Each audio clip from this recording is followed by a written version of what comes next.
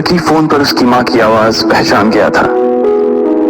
मैं जल्दी आ जाऊंगा माँ, बस पढ़ाई खत्म होते ही आ जाऊंगा, लकी ने कहा। उसकी आंखें डबडबा आई थी। इससे पहले कि वो आगे और कुछ बोल पाता, उसकी माँ ने कहा, बस अब कितना पढ़ेगा, तो अब जल्दी से आ जा, मैंने तेरे लिए एक लड़की भी ढूंढ रखी है, माँ ने कहा। और ये सुनते ही लकी के होश उड़ गए। वो डिंपल के सदमे से अभी बाहर भी नहीं निकला था और उसकी माँ उसके लिए लड़की ढूंढ रही थी। माँ मैं अभी क्लास में हूँ, आपको थोड़ी देर बाद फोन करता हूँ, लकी ने आगे की बात से बचने के लिए कहा और फोन रख दिया। फिर वो क्लासरूम में आ गया। लकी तुम ठीक हो ना? साक्षी ने लकी के कंधे पर हाथ रखते हुए पूछा। उसे सच में लकी की चिंता हो रही थी। लकी ने उसकी ओर देखा और मुस्कुरा दिया। साक्षी ने हल्के हाथ से उसके कंधे को सहलाया और बोली, देखो वैसे अब इसमें पछताने जैसी कोई बात नहीं है। डिंपल का असली चेहरा हम दोनों के सामने आ गया है। अगर ये थोड़ी देर बाद आता ना तो दर्द ज्यादा होता, इसलिए जो हुआ ठीक ही हुआ। तुम्हें ऐसी लड़की के लिए परेशान नहीं होना चाहिए लकी, कोई जरूरत नहीं है तुम्हें दुखी होने की। लकी ने सिर्फ हाँ में अपना सिर हिलाया और अपनी मुस्कान को और थोड़ा सा बड़ा कर लिया। साक्षी की उसके कंधे पर हाथ रखने की वजह से लकी को अच्छा महसूस हो रहा था। कम से कम उसके आसपास कोई तो था जिस पर वो विश्वास कर सकता था। हाँ यार तू चिंता मत कर, तुझे इस डिंपल से भी अच्छी लड़की मिलेगी, देख लेना, प्रीतम ने दूसरी तरफ से उसके कंधे को थपथपाते हुए कहा।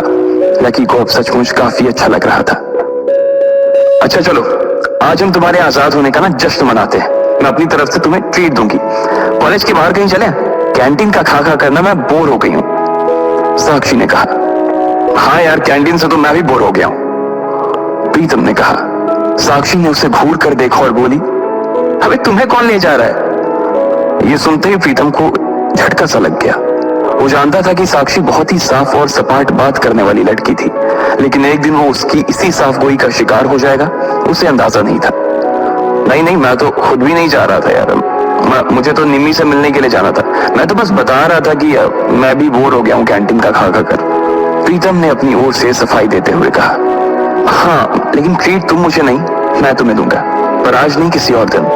और इस बार हम उस चमन पाव भाजी वाले के पास नहीं जाएंगे, उससे थोड़ी दूरी पर सामने वाली लेन में जो रेस्टोरेंट है ना, सन एंड मून, वहां चलकर खाना खाएंगे, लकी ने कहा और अपनी जगह से खड़ा हो गया। साक्षी ने जब उसके मुंह से सन एंड मून का नाम सुना तो उसके कान खड़े हो गए। उसे उम्मीद नहीं थी कि लकी को डिंपल के जाने के बाद इतना बड़ा झटका लगेगा। जितना पैसा लकी 10 दिन में कमाता था, साक्षी ने सुना था कि सन एंड मून में उतना पैसा सिर्फ एक बार में ही पूरा हो जाता था।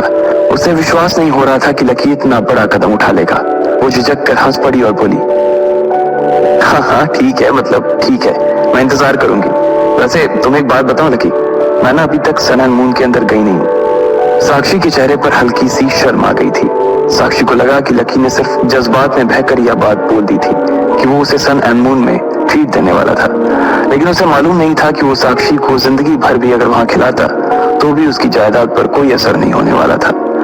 ठीक है तो फिर मिलते हैं, फिर बाय लकी, साक्षी ने कहा और वहां से निकल गई। इधर प्रीतम और उसके दूसरे दोस्त भी उसे अपने साथ लेकर कैंटीन की ओर आ गए।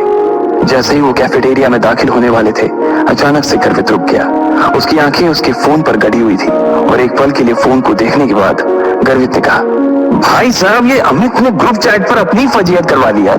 खोलो अपना ग्रुप चैट, खोलो अपना हॉस्टल वाला ग्रुप, देखो क्या लिखा है इसने। लकी और प्रीतम ने तुरंत अपना फोन निकाला और हॉस्टल वाला ग्रुप खोल लिया।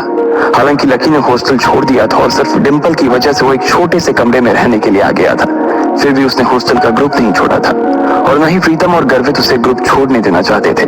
गर्वित की बात सुनते ही तुरंत लकी और प्रीतम ने अपनी जेब से फोन निकाला और देखा। अरे बाप रे, कितना बड़ा गधा है ये, लकी ने उन दोनों से कहा।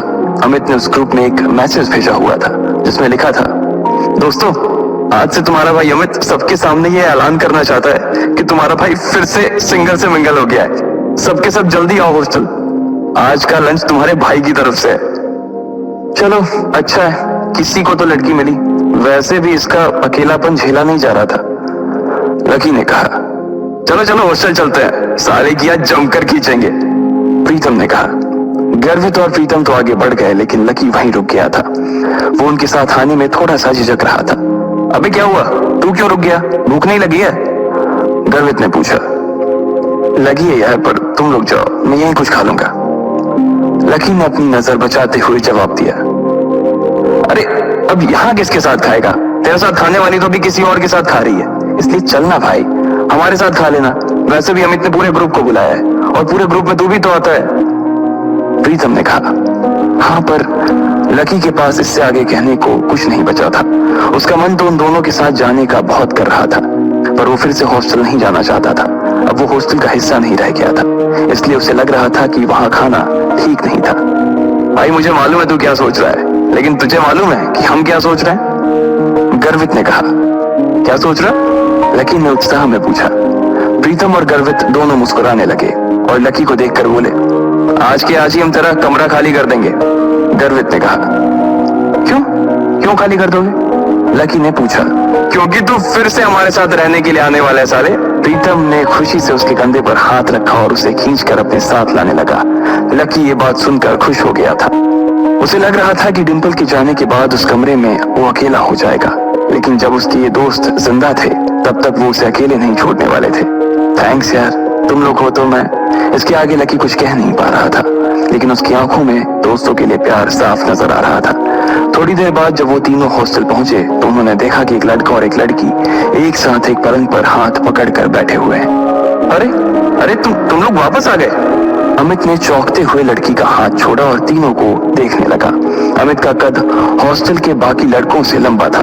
उसका शरीर दुबला और सुडौल था। वो खेल कूद में बहुत अच्छा था। बेबी ये मेरे दोस्त हैं। दोस्तों ये मेरी बेबी, मेरा मतलब है मेरी गर्लफ्रेंड है रोशनी, म्यूजिक सीख रही है। अमित ने कहा और रोशनी ने सबको हाई किया। फिर अमित बोला, रोशनी ये मेरे रूममेट्स हैं, गर्वित, प्रीतम और लकी। लकी अब हमारे साथ नहीं रहता, लेकिन हमारे दिल में अभी भी जिंदा है लकी, है ना लकी? अमित ने थोड़े मजाकिया अंदाज में कहा।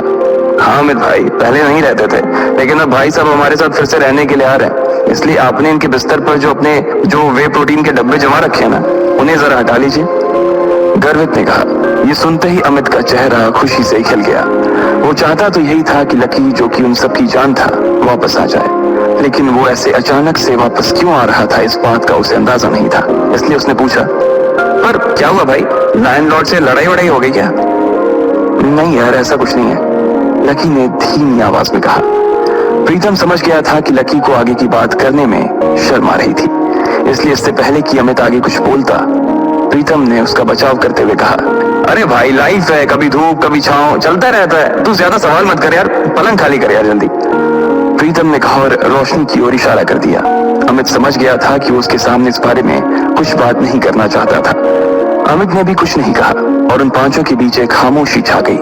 अमित ने उस चुप्पी को तोड़ते हुए कहा, चलो तो फिर आज रॉबिन्स कैफे पर खाना खाने के लिए चलते हैं, रोशनी की रूममेट भी आने वाली है, तुम्हें और किसी को बुलाना है? लकी तो डिंपल को बुला देना, वो भी आ जाएगी।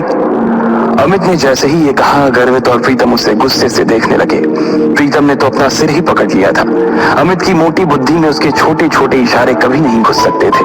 ये बात वो अच्छी तरह से समझ गया था। इधर लकी और डिंपल के बारे में सिर्फ उन तीनों को ही नहीं, बल्कि पूरे हॉस्टल को पता था। अमित को यह बात मालूम थी कि लकी डिंपल को कभी किसी अच्छी जगह खाने पर नहीं ले जा पाता था, इसलिए उसने सोचा कि उसको ये मौका भी वो अपनी तरफ से ही दे दे। अब इससे पहले कि प्रीतम लकी की घाव को ढकने की कोशिश करता, उसने खुद ही उसे कुरेदते हुए कहा, अमित मैं और डिंपल अब साथ नहीं है यार। तुम और डिंपल साथ नहीं हो मतलब? ये कब हुआ यार और कैसे? अमित ने लकी से पूछा। उसका मुंह सवाल पूछने के बाद भी खुला का खुला ही रह गया था। अब जो हो गया सो हो गया ना यार, सब आज ही जानना है क्या तेरे को? गर्वित ने उसे फटकारते हुए कहा। अमित समझ गया था कि इस बारे में बात करने के लिए सही मौका नहीं था। अमित हमें निकलना चाहिए यार, मेरी रूममेट्स का मैसेज आया है कि वो लोग निकल चुकी हैं। वो लोग पहले से ही बहुत भूखी हैं और अगर हमने उन्हें वेट कराया ना तो वो मुझे ग्रिल करेंगी यार, रोशनी ने कहा। हाँ अब ऐसा है तो प्रीतम जी, गर्वित जी और लकी जी, आप अपने अपने कपड़े बदलो। प्रीतम तो लकी को कुछ बढ़िया से दे देना यार, और प्लीज सब लोग जल्दी तैयार हो जाओ, हम लोग बाहर इंतजार कर रहे हैं, अमित ने कहा और रोशनी का हाथ थाम कर बाहर आ गया। इधर प्रीतम ने कमरे का दरवाजा बंद कर लिया था। अमित और रोशनी कमरे के बाहर थे, जहां अमित बार बार कमरे के दरवाजे की ओर देख रहा था। वही रोशनी अपने हाथ बांधे और मुंह फुलाए बरामदे के उस पार देख रही थी। जब अमित की नजर रोशनी पर पड़ी तो वो समझ गया कि कोई तो बात थी। जिस तरह से वो हाथ बांध कर खड़ी थी, उससे साफ समझ आ रहा था कि रोशनी को किसी बात पर तो गुस्सा आ रहा था। क्या हुआ बेबी, कुछ हुआ है क्या? अमित ने पूछा। नहीं कुछ नहीं यार, बस ऐसे ही। रोशनी ने कहा और अपना चेहरा दूसरी ओर घुमा लिया। बोलो ना बेबी, क्या हुआ? मेरी कोई बात बुरी लग गई क्या आपको? अमित ने फिर से पूछा। रोशनी ने एक बार के लिए उसे देखा और फिर एक गहरी सांस लेते हुए बोली, तुम्हें ऐसा नहीं लगता कि तुम्हारे ये जो रूममेट्स हैं ये बहुत ही एवरेज हैं? मतलब तुम खुद को देखो ना गर्वित की शक्ल अच्छी है, ना प्रीतम की पर्सनालिटी में कोई अपील है, और चलो लकी तो फिर भी थोड़ा बहुत अच्छा लगता है, लेकिन वो जिस तरह से रहता है, जिस तरह के कपड़े पहनता है, उससे साफ दिखता है कि उसकी जेब टाइट है। अब ऐसे लोगों को मैं अपने रूममेट्स के सामने कैसे ले जाऊंगी यार, बताओ? अमित को उसकी बात सुनकर मन ही मन काफी अजीब लगा। हम सिर्फ खाना खाने ही तो जा रहे हैं, हम कोई ब्लाइंड डेट थोड़ी सेट कर रहे हैं इनके और तुम्हारे रूममेट्स के बीच। तो तुम फिर इतना परेशान क्यों हो रही हो? तुम्हें ऐसा लग रहा है कि मेरे रूममेट बाहर इतनी दूर इतनी धूप में सिर्फ खाने के लिए आ रही हैं? अबे तुम सच में डम्ब हो।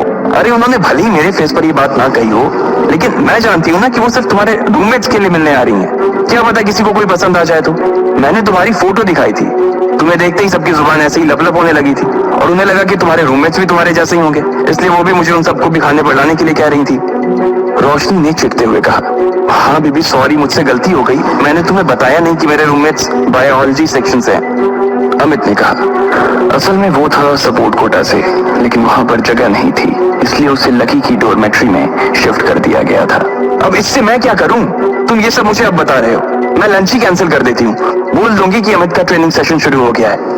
रोशनी ने फिर से चिढ़ते हुए कहा, अरे नहीं यार नहीं, प्लीज ऐसा मत करो।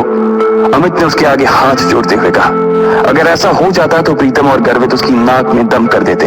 वो दिखता पहलवान सा था, लेकिन उसे इन दोनों से बहुत डर लगता था।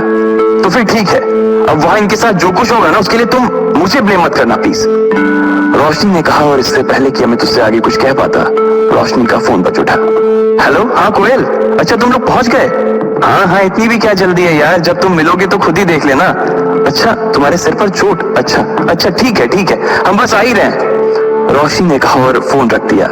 ये कोयल वही कोयल थी जो आज सुबह ही लकी से बैंक में टकराई थी। वो रोशनी की बहुत अच्छी दोस्त थी और इन सब में सबसे अमीर। इतने में गर्वित, प्रीतम और लकी कमरे से बाहर आ गए। इधर 3 सुंदर सी बन ठन के आई हुई लड़कियां एक टेबल पर पहले से ही बैठी हुई थी। उनकी शक्ल, सूरत और कपड़े देखकर ये पता चल रहा था कि वो पैसे वाले घरों से थी। उनमें से एक लड़की का चेहरा छोटा और गोल सा था, आंखें बड़ी बड़ी और चमकीली सी थी। उन तीनों में सबसे सुंदर वही थी। कोयल, तुम्हारे सिर पर लाल सा क्या लगा हुआ है? कहीं कोई चोट वोट लगी थी क्या? एक लड़की ने कोयल से पूछा। कोयल ने तुरंत अपना फोन निकाला और फिर अपने सिर पर लगी चोट को देखने लगी और कहा, हाँ यार, आज सुबह मैं अपने पापा के साथ न्यू सिटी बैंक गई हुई थी, तो वहां पे एक गधे से टकरा गई।